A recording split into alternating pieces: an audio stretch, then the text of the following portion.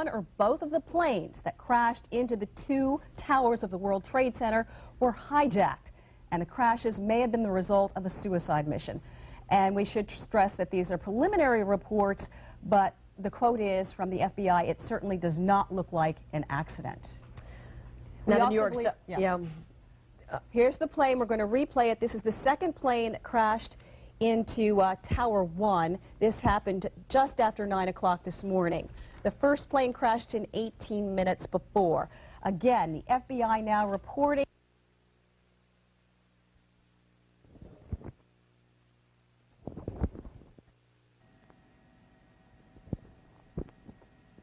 Once again, you are looking at pictures there of this incredibly horrific scene unfolding in lower New York City, lower Manhattan right now. Both towers, towers 1 and 2 of the World Trade Center, hit in an apparent suicide bombing attempt. The FBI investigating reports that one or both of those planes, possibly jets, possibly commercial-sized jets, may have actually been hijacked and then flown directly into the towers. And you're looking at the scene now. This is the view from the New Jersey side.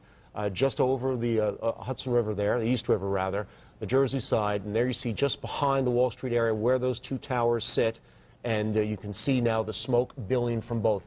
The plane that struck Tower 1, which is the forward tower to the right of your screen, hit higher up, we believe on the 90th floor of the 110th floor building. The second tower hit in an attack apparently captured on videotape, which we'll show you shortly, hit much lower, 50 to 60 floors up. And we're going to show you this second plane going in, and it goes in directly. Watch the right side of your screen. It's happened just about 9:03.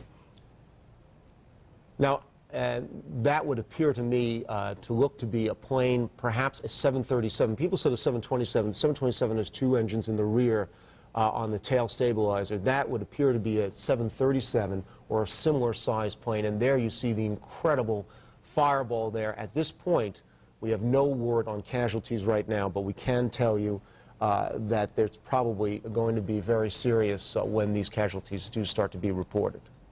Of course, the World Trade Center, a very famous buildings there in New York, and a famous section of the city, targets in 1993 of a terrorist bombing with trials that went on for years, international implications from that. They beefed up security considerably around those buildings after that incident, but that, of course, happened at the garage level, the lower level. Who could have imagined something of this proportion? And this, Larkin, perhaps we have, months have gone by, but we can remember all the concern we had at the turn of the millennium, all the concerns about terrorism. Of course, the name Osama bin Laden was greatly mentioned, and precautions made against securing the borders. You remember a concern about people coming in from Canada.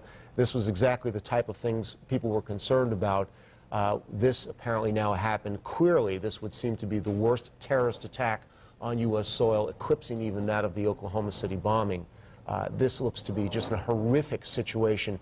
And as Tom ironically points out, the weather, absolutely perfect day in New York City. Tom told us right at the time of the attack, he said it was sunny, 64 degrees, and dry. So certainly, unless there had been some sort of mechanical failure, it was pretty clear that it wasn't weather-related. And then when we saw that second plane come in, it certainly became pretty clear this was an act of terrorism. Lark, we're getting some word now on where the president was when this happened. We're learning from the Associated Press that President Bush was apparently reading to children in a classroom in Sarasota, Florida, when his chief of staff, Andrew Card, mentioned something about this to in his ear. The president briefly saw him before he returned reading, according to the wires, asked what he knew about the planes. The president is quoted as saying, "I'll talk about it later." No doubt we're going to be hearing, I would assume very shortly, from someone at the White House, and no doubt we'll also be hearing from the State Department and the Pentagon, which will apparently have some reaction to what's going on. That's right. And we do, and especially in light of Oklahoma City, that we do want to be very careful, because that turned out to be an incident of domestic terrorism. But we do know that the past incident in 1993, of course, was related to international terrorism, so we'll have to wait and see how the facts develop there.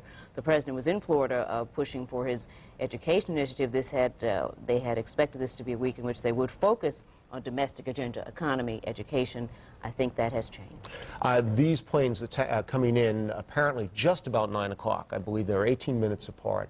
And there a loss of a signal from one of the helicopters that has been monitoring. But there we go back to a static shot from one of the other New York City television stations as you look at both towers, coming in right at 9 o'clock. This, of course, a time when people were streaming into the World Tower, the World Trade Center towers, the Twin Towers. New York City, for example, New York State rather, occupies 50 floors in one of those towers. As we talked about, there's a famous restaurant, Windows on the World, on top of one of those towers. And also... Right, there are state and local agencies in the building. building. And the New York City Emergency Command Post, which was moved up there for safety reasons. Which moved up higher for safety reasons. So we don't know yet whether or not after the first incident, whether they started to evacuate that second tower. We can only hope so, but we do not have any word yet on what was the response. Because remember, as you said, these happened probably within 20 minutes of each other. Were they able to get mobilized that quickly? And this will be a massive mobilization here. And of course, one of the difficulties here, as any firefighter can tell you, is when you're fighting fires on tall buildings, it's always difficult because you simply don't have ladders and material to get up there. Here you're talking about buildings both 110 stories each, fires on the 50th, the 90th floors, and one of the reporters in New York City were talking about how they're going to attempt to fight this, a series of temporary breathing apparatus that will let people in. But of course, the major question is we don't even know how safe it will be for firefighters to get into that building at all. And unfortunately, they may have to simply watch and wait and secure the ground areas before they even attempt to attack this. We're also sure that an evacuation of sorts is taking place not only from around the Twin Towers area, but certainly that part of Lower Manhattan. No doubt they want to clear people out. That's probably the most crowded. It is the oldest area of Manhattan, and it is obviously one of the most crowded. Anyone who's been in rush hour traffic in the Wall Street area knows it's very, very different situation from even Midtown Manhattan. Very windy, narrow, tall streets, really a canyon of skyscrapers there. So that's not going to make it easier for emergency equipment to get down there as well. We want to go back to live coverage from a local New York station. Let's listen in and see if we can get some new information. I unfortunately will be going back to Washington after my remarks. Secretary Rod Page and Lieutenant Governor will take the podium and discuss education. I do want to thank the folks here at Booker Elementary School for their hospitality. Today we've had a national tragedy. Two airplanes have crashed into the World Trade Center in an apparent terrorist attack on our country. I have spoken to the Vice President, to the Governor of New York, to the Director of the FBI, and have ordered that the full resources of the federal government go to help the victims and their families, and to conduct a full-scale investigation to hunt down and to find those folks who committed this act. Terrorism against our nation will not stand. And now, if you join me in a moment of silence.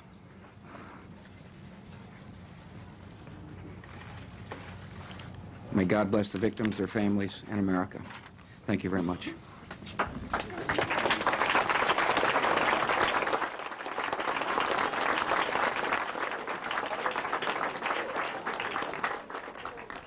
Just heard live comments there from President Bush speaking in Florida, his first public reaction to this tragedy, the president calling it a national tragedy. Two airplanes hitting the World Trade Center, the president's words, an apparent terrorist attack. He has spoken to the vice president, the governor of New York, the FBI director, and pledged the full resources of the federal government, a full-scale investigation. The president also vowing to hunt down and find those responsible for this attack, and then asking everyone to pray for the victims, God bless the victims, and the families. And of course, at this stage of the game, a half hour or so after these two apparent attacks, we do not have definitive word on casualties. We fear that the toll may be very great. I do just want to mention also that the president did say that he was going to be heading back to Washington. They are indeed scuttling that agenda to focus on education today. We are joined now by a terrorism expert on the phone, Emilio Viano. And please just identify yourself to our audience, your specialty, sir. Well, I am a professor at American University in Washington, D.C., and I specialize in this area of terrorism.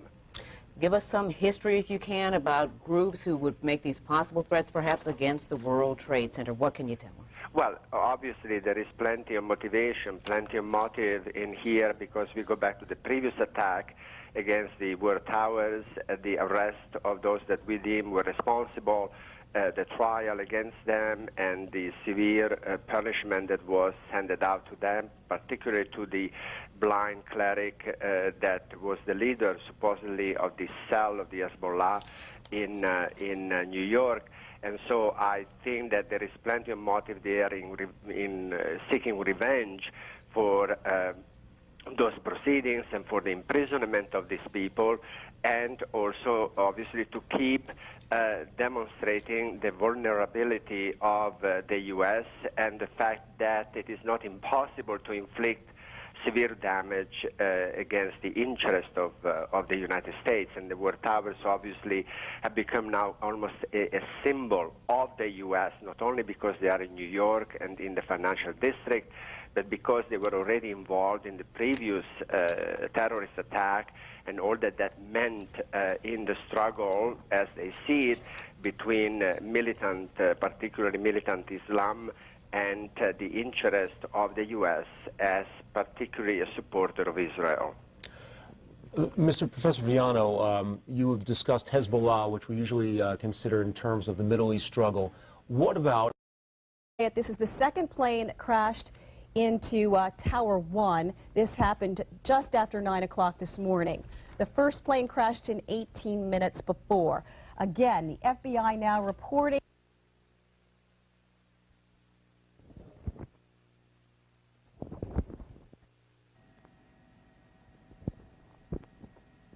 Once again, you are looking at pictures there of this incredibly horrific scene unfolding in lower New York City, lower Manhattan right now. Both towers, towers 1 and 2 of the World Trade Center, hit in an apparent suicide bombing attempt. The FBI investigating reports that one or both of those planes, possibly jets, possibly commercial-sized jets, may have actually been hijacked and then flown directly into the towers. And you're looking at the scene now. This is the view from the New Jersey side, just over the Hudson River there, the East River rather, the Jersey side, and there you see just behind the Wall Street area where those two towers sit, and you can see now the smoke billowing from both.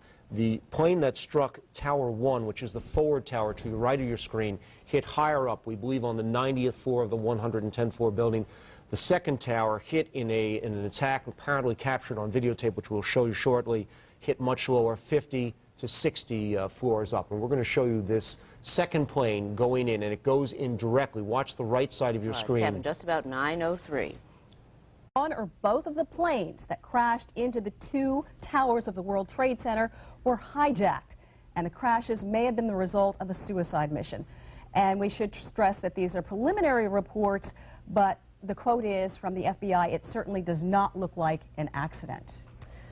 Now, the New York Here's the plane. We're going to replay